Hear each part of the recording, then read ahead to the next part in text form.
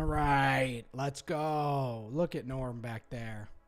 All right, this is Russell Clay. I'm going to be taking a look at a Dynasty rookie draft that I'm currently taking part in.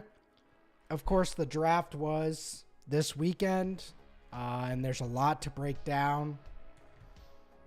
Before I do that, though, let me get this live. Let me get these links where they need to be. And let's get these links. Let's get these links where they need to be. Let's do a little promo. If you're watching this, feel free to give it a retweet. Feel free to promote your boy, fantasyguru.com. And yeah, like, subscribe, join the Discord. It's going to be a lot of fun today. We got a lot of stuff to talk about, let me tell you. So first of all, we have I have a Superflex rookie draft. It's two tight end, so that's why you see Brock Bowers going so early. But if you ignore that, we have some very, very good information at our hands. I'm going to be doing full write-ups on all these players. But for now, I waited on Clay's Corner. I waited till the draft was over, the NFL draft, of course. But now is the time to at least go through these drafts, go through the early rounds, give you kind of my breakdown. I wouldn't say a ton has changed in terms of my evaluations, but there are some players that have done some waves in value up and down. Of course, we had. Let's start there. Let's start at the draft. There we go. Oh, Pro Football Reference. You're so good to me. All right, let's. Also, I don't know if you can hear the synth. It's coming through on my end. Oh.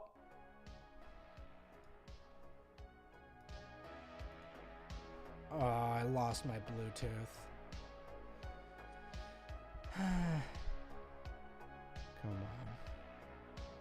Come on, Bluetooth. All right, so we're going to start at the draft. We'll break that down, and then we'll break down rookie picks and what I'm looking at there. Early round doesn't change much. But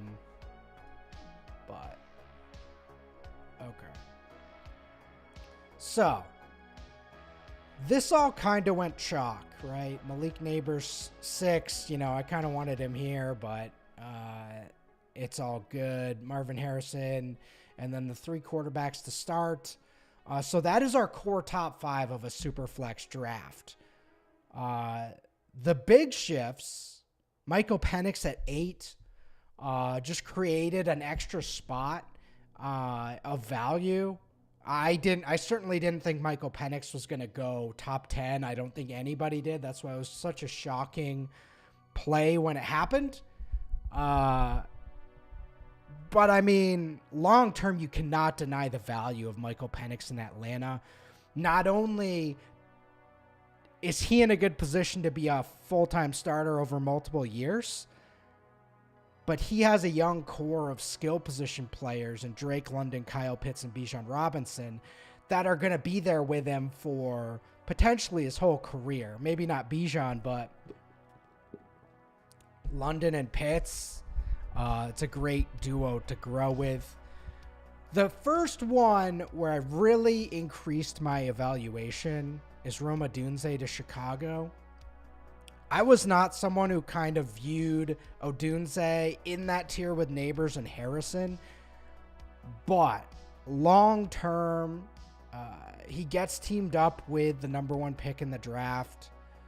He gets into what looks like a pretty good offensive system. Not worried about the Keenan Allen, DJ Moore duo. Year 1, it might limit some volume, but overall, Odunze is in a very, very, very good spot. And he's not just a deep threat, but Allen and Moore are really intermediate targets. They don't run all slot routes, but we all know Keenan Allen, what he's great at. DJ Moore can really fit anywhere. So year one, I could just see Rome kind of doing what he's best at. And while that may not create a Puka Nacua year one, I definitely think he can be valuable. And, whether you like Caleb Williams or not, Keenan Allen, DJ Moore, Rome Odunze, Cole Kmet. Okay, so a few years ago, I faded Kyler Murray in my rookie drafts, right? I was like, I'm out. I don't buy it. I don't think this guy's good. But what I didn't rate correctly is in Superflex, quarterbacks are king, right? In the rookie deal, quarterback, again, long-term, I still don't love Kyler, but he's already had a couple league-winning years, including his rookie year. So the fantasy side versus the real side is the first conversation to have there about Caleb Williams. I personally am cool with Caleb Williams as a prospect, as a talent overall. And I think with this situation, and we're going to see that with J.J. McCarthy as well, who's went 10th overall. I mean, I don't know how you could get a better position for J.J. McCarthy. Justin Jefferson, T.J. Hawkinson, Jordan Addison. He doesn't have to be great for him to be good and for him to be a long-term starter. Like J.J. McCarthy doesn't have to be great to thrive in Minnesota. So that's the first factor here that we have to look at in a super flex, where I was low. And, I always joke on the Fantasy Guru live streams, Ego Russ versus Humble Russ in 2024. Ego Russ would say, I didn't like J.J. McCarthy before the draft. I'm out no matter where he goes, no matter what, he's a bust. And I still think it's worth having conviction in players, but when a guy goes to a great situation like this, Minnesota saw something. They've been great at drafting offensive players over the last 2 decades, really. I mean, they've had an impeccable track record infrastructure-wise. It's them and the Steelers. They just constantly are churning out excellent players on offense. Of course, they didn't draft Kirk Cousins, but everyone else offensively, they've been dead on. Christian Ponder, not their brightest day, but overall, I trust the Vikings. I think they have a great coaching staff, and I'm very excited about what we could be seeing there. So fantasy-wise, Superflex-wise, I thought day one was a huge win for those with picks 106 to 110. As an enormous win, because you have this Michael Penix thing where he might be waiting a couple years, but still a very valuable player. You also have Bo Nix, right? Another guy before the process was like, I'm out. I'm not in on Bo Nix. Well, I am in on Sean Payton as a coach. I am in on what Sean Payton's shown beyond last year. I'm very in on what he's been able to do with quarterbacks over the last 2 decades. Maybe it was mostly Drew Brees, but sometimes you just get experience playing with a great player like that or coaching with a great player like that. Bo Nix is going to get immense opportunities to succeed here. And I know he's an older prospect, but in Superflex, I'm really not afraid of him, especially where you're getting him in the 106 to 109 range. You can't beat that. Also, I will say this 110 to 112 range has really been a gold mine the last half decade. Better teams, they're going to better situations. Obviously, Denver doesn't have elite weapons, though I love Marvin Mims. So if I like Marvin Mims, they also got Troy Franklin in the 4th round, I do believe, which is a guy I'm very high on. The NFL's not high on Troy Franklin, but I am. So you got Marvin Mims already there, who I think can be an absolute game changer. You got Cortland Sutton. You got Javonte. You got Sean Payton. I actually feel pretty good about the infrastructure there. The biggest problem for him is AFC West, but yeah, he's going to be just fine. So I like that pick. I really like the value there, 106 to 109, and you'll see how this plays out in a little bit. By the way, guys, if you're watching this right now, feel free to give this a retweet, a like. If you're on YouTube, subscribe.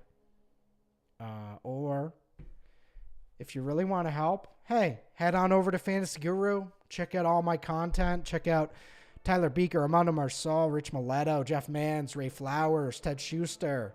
I mainly do football. We have a great staff over there doing a bunch of content. I know Jeff just put out a NFL draft article today as well. So head over to fantasyguru.com. Check out all that. I had to do a little ad break because next we're going to talk about Brock Bowers. All right. So a few days out, I was furious when this pick happened. I love Brock Bowers. I think he's going to be an absolute stud in the NFL. But why would a team that drafted Michael Mayer in the second round last year, that played Michael Mayer significant snaps in the second half of the year, that has a starting tight end for the future, why would they draft Brock Bowers? Now, my only big thought here is they saw what Buffalo did with Dalton Kincaid and Dawson Knox. And I do think that was successful. And I think that offense is going to grow with that duo, one blocking tight end and one receiving tight end. And maybe this is sort of, you know, that Gronk Hernandez thing from a decade ago, 2 decades ago now almost. Maybe that is where the NFL is going. It wouldn't shock me. So I guess if we're being forward thinking here, I'm going to be a little more open to this Brock Bowers pick. I still think he's absolutely electric. There's no way he fails as a player in the NFL. I'm just a little worried about how we look at this fantasy-wise. Again, much like Kincaid, Bowers can play full snaps in the slot, and everything's going to be fine. Everything's going to be fine. He can be a slot receiver. I just, you know, on plays where the Raiders are looking to run or do play action, I just worry that Mayer's going to get some of those snaps. And some of those play action snaps are the most important for tight ends because they get wide open on busted coverages. So I'm hopeful the Raiders will do the right stuff and optimize this offense to the point where Bowers is getting 70 to 80% of the snaps. You know, year one, maybe 5 to 7 targets per game, 120 targets in year one. I just don't know if the Raiders, like, okay, if he went to somewhere else with a decent tight end and it's like, you know, if he went to the Rams and it's him and Higbee, I'm like, all right, I'm not sweating that one. Or, you know, I don't know, a bunch of teams like, but this one in particular, I really liked Michael Mayer as a prospect. So I guess that is what we're looking at. So for fantasy football, for Dynasty, I still like Brock Bowers. I'm just much less than I would have if you went to the Chargers or the Jets or Denver or New Orleans or Indianapolis or Seattle or Cincinnati or the Rams or hell, nah, not Pittsburgh. That would have ruined me if you went and beat up Pat Freiermuth. But Miami, yeah. So that's a bummer. But all right, so that's the base. Brian Thomas, I think He's in a great upside spot. Xavier Worthy, obviously, in a great upside spot with Mahomes. Underrated here. And we're going to talk about this. Kyle Shanahan drafting a wide receiver. The last one they did of that, Brandon Ayuk. I think he was late. Not Brendan LaFell. No, not Brandon Marshall.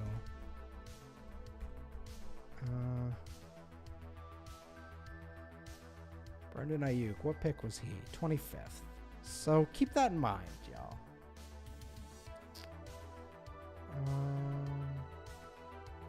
Hold on. Let me... Oh, God. Did I not throw the link in there? There we go.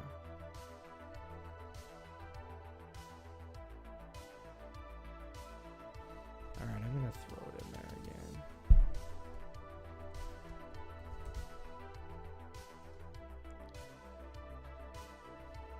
No. Hold on.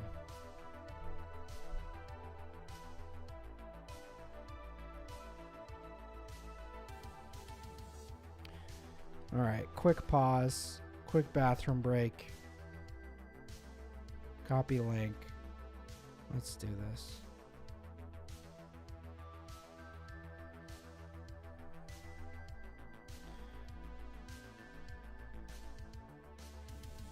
Subscribe to Fantasy Guru. Like the video, like the live. Subscribe to my YouTube. Hit me up on TikTok. Do all that good stuff, please. It really helps me stay employed. We like staying employed, don't we, everyone? Yes, we do. Okay. All right, so moving on. Let's go to this rookie draft. So, my team stinks, and it has stunk.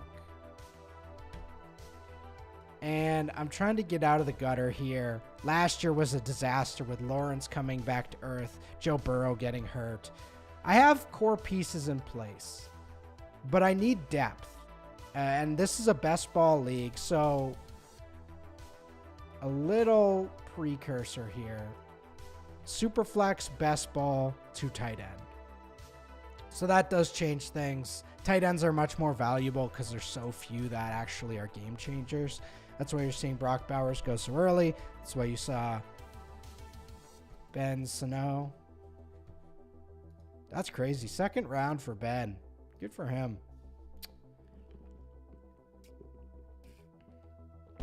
Okay. So, 101. I actually put out a tweet in January. Maybe it was October, maybe it was November. I don't remember. One of those months during football season. And I finished watching Marvin Harrison after just an incredible performance. Him putting it all together. Just his full game was like a cut up of just beauty at the wide receiver position. And I said, this is it. I have to take him if I get 101. I only have 101 or 102 in one league this year. I'm not going to get him otherwise. I'm taking him. And because I have Joe Burrow and because I have Trevor Lawrence in a super flex and I have other picks, which you can see I ended up getting Bo Nix at 109,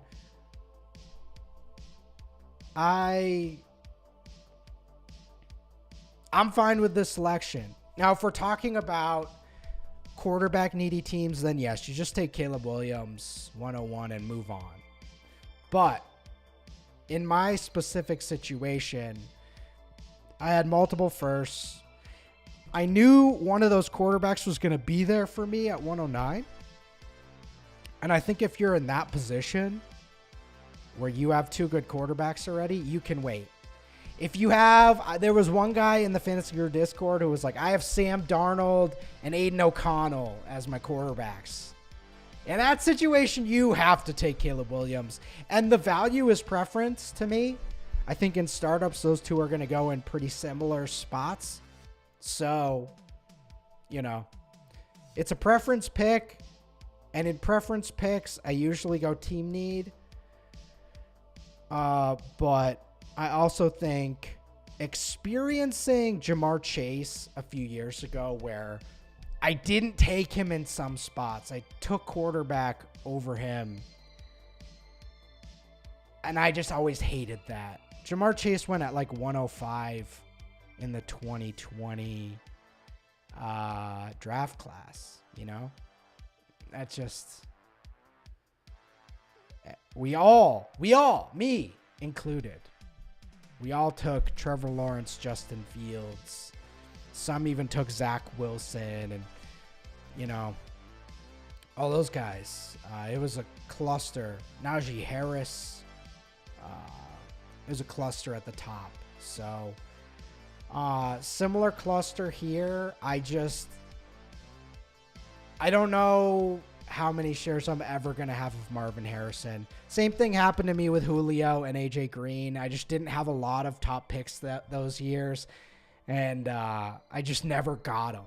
I never owned them their entire Dynasty career. The only time I got Julio was when he was like 28, and that year he kind of fell off. Like that was the year I had Julio. So, you know, pure profit, fine. But I also think we should go and get players we like. I have conviction on Marvin Harrison. Have for 4 months, have for a year and a half. Fire off. Caleb Williams, 102. Clear 102 or 101. Ignore that. That's two tight end weirdness. Almost all of you, if not all of you, are not in a 2-quarterback league. Malik Neighbors, Jaden Daniels, Roma Dunze, Drake May, JJ McCarthy, Bo Nix. We talked about all these guys. Jaden Daniels and Drake May, great values at 105 and 107. I was joking with Jim Sands and DMs of like, I mean, you can't really do better than a Dunze and Daniels at 105 and 106. If you have 105 and 106 this year, you are cooking with gas. Because whether you like Drake May, Jaden Daniels, even if you like JJ McCarthy, maybe you're quarterback needy, you can get 2 quarterbacks, bang, bang, right there. Chances are you're going to hit on one of those. Maybe Malik Neighbors falls. You know, Brock Bowers is not going to go there in most drafts, but you're going to have quarterbacks available to you. So we don't have to talk too much about this tier, but I think we all know this is a really strong year. 101 through 109, 110, 110, and so on and so forth. 110 to 201. And we've actually seen this cluster many times before.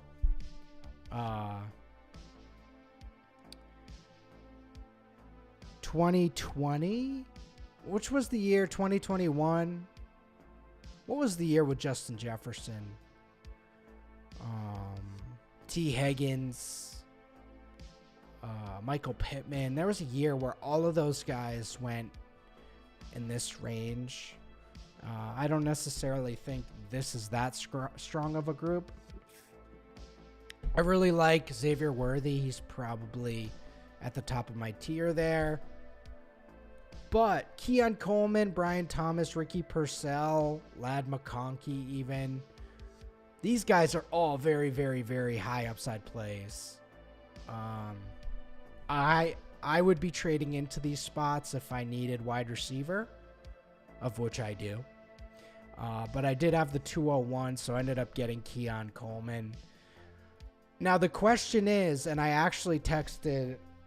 tweeted at my buddy Adam Hairsted last night, and he talked about time discounts in Dynasty. Michael Penix is a great pick in Dynasty, but Jordan Love was also a great pick in Dynasty, and he lost almost all his value before he became a starter. 2 or 3 years of nothing, zeros.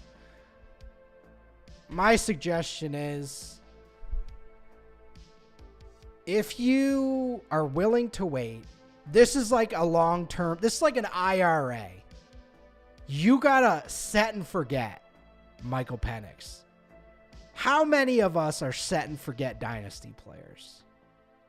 Like none of us. That's the point. I know myself. I'm going to regret having Michael Penix on my Dynasty roster. If I'm trying to win this year, if any of these guys hit and I took Michael Penix over them, I'm going to be sick. And I'm going to be pissed, and I'm going to be looking at this rookie draft in December of next year and being like, December of this year and being pissed at myself. So I ended up taking Keon Coleman. I love the upside with Josh Allen. He can do everything. They're clearly putting him there to fill in for the Gabe Davis-ish role, but I think he can be a little more than Gabe Davis. So this is a hinge point. This is the first real hinge point where there's going to be a lot of discussion. You're going to see Michael Penix go up here in some drafts, and you're going to see him go, from 110 to 205, maybe even later in your rookie drafts, especially Superflex, of course, but you're going to be seeing him go really late and really early, depending on the conviction of the league and how desperate teams are for quarterback. Some people just want quarterback on their roster. Again, 8th pick in the draft is very valuable, but it's tough. All right.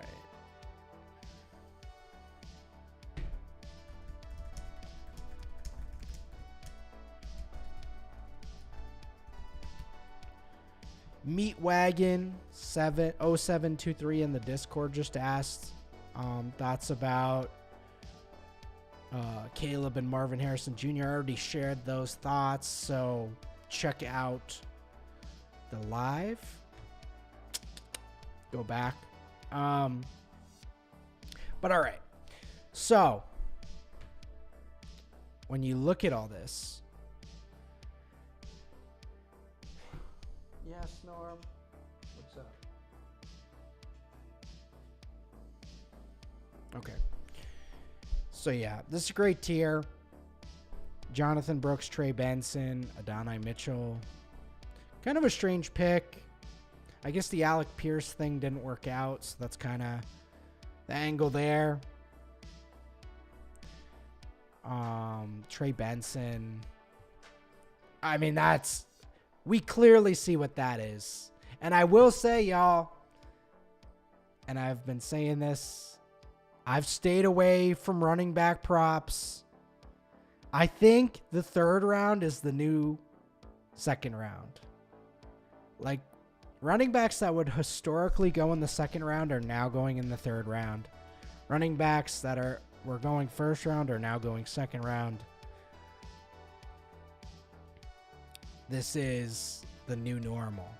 So Trey Benson, like Kendre Miller last year, probably would have gone in the 2nd round years ago. 302, clearly bringing him in to be the replacement for James Conner at some point. I really, really like that pick long-term for Trey Benson. I think he's in a great spot.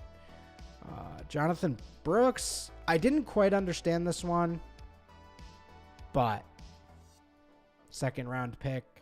Gotta like that. So this is also a really nice clear teardrop after 203 to 204 to 208. But yeah. All right, let's do the Prey refresh. Let's see.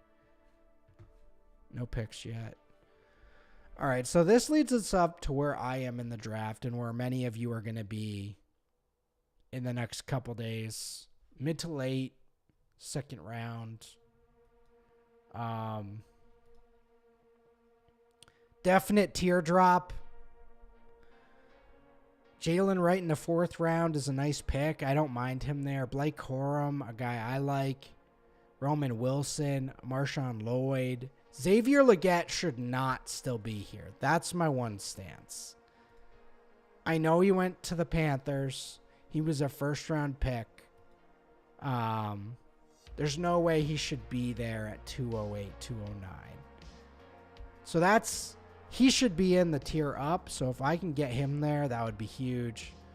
I know he's sort of a volatile prospect and maybe not a guy we want to be highly convicted on, but first-round pick. And at 209, I don't think you can waste that value. So we'll pre-draft that one. If not, you know. So that's locked in. If he doesn't end up getting pre-drafted to me, Marshawn Lloyd, I like that pick a lot. I like Green Bay quite a bit. I like their infrastructure. They brought in Josh Jacobs, but he's pretty beat up. How old is Josh Jacobs? He was a younger player, but 26, 5 years. This will be his 6th year in the league.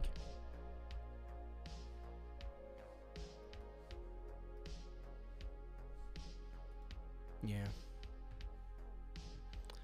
Roman Wilson. Interesting player just because he was picked by Pittsburgh. I mean, Pittsburgh is incredible, right?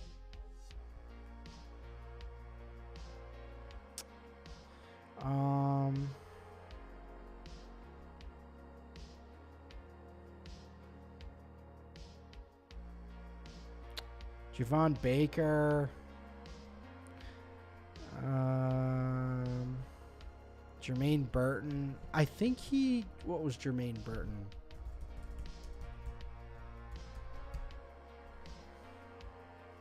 Okay.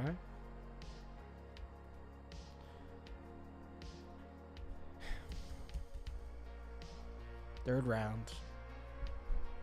I guess we could do this.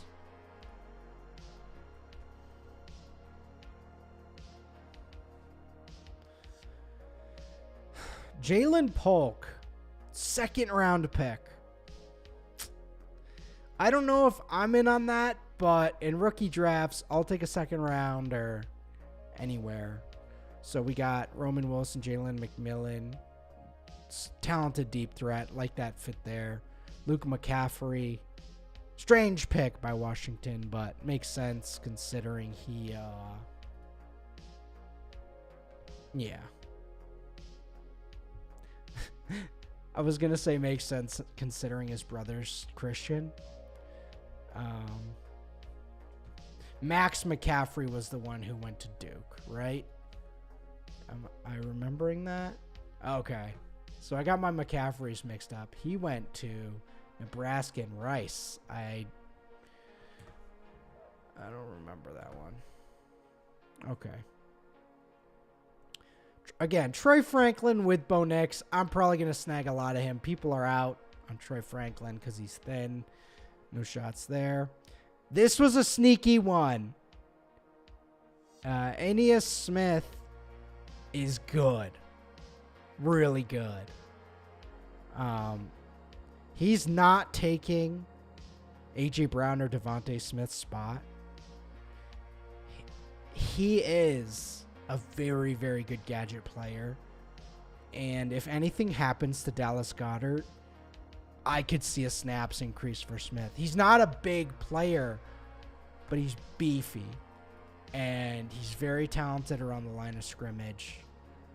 So that's later in rookie drafts, but keep an eye on Aeneas Smith. He's good, man. Really, really good on some very mediocre Texas A&M teams. So look at that. 4 running backs in the first 3 rounds, and then they all took their shots in the 4th round on guys they were interested in.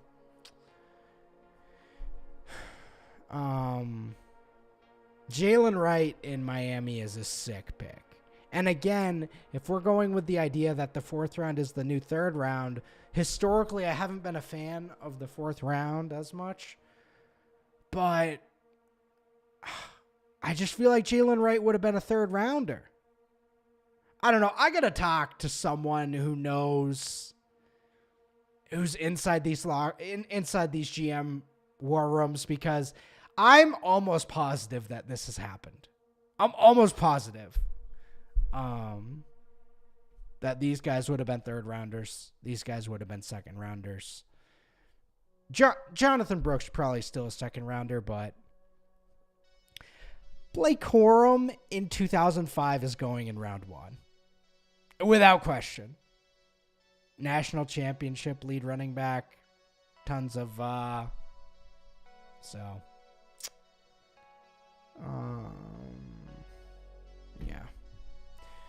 And then the tight ends, nothing. Jatavian Sanders, a guy I was high on, 4th round. Jaheim Bell, 7th round. Crazy. I definitely thought he was going higher, but he didn't. So it's Ben and Brock, and that's it. I'll be honest. Y'all. This guy was not on my radar at any point in time. Tip Raymond. Will I draft him? Maybe. Will I feel good about it? No. But I'll do it. So that's what we're looking at here. That's where we're at.